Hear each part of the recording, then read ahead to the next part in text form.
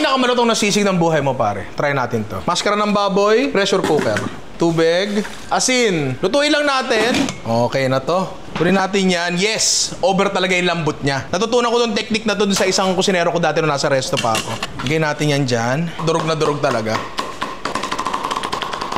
Lagay natin sa plato. Dahan-dahan lalagay natin yan dyan.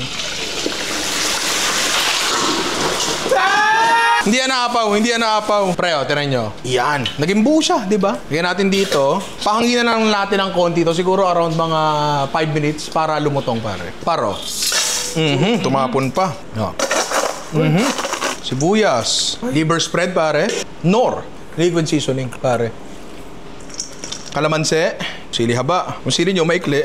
Basta naman okay sa asawa nyo. Butter. Uy. Uy. Kaya natin yan. Actually, di na kailangan to eh. Kasi malutong na to eh. Paminta.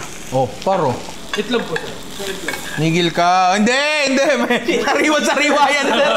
Yan ang the perfect bite. Ay, walang kanin. Ayan.